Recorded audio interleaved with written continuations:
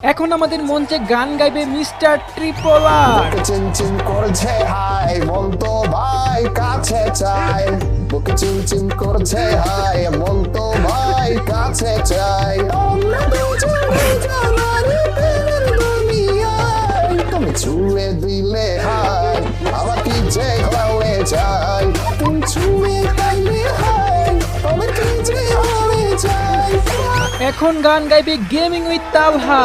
হয়তো দুদিন পরে মরবো, আগে মরলে কি ক্ষতি। আমি এই দুনিয়ার তামাশা বুঝলাম না একরতি।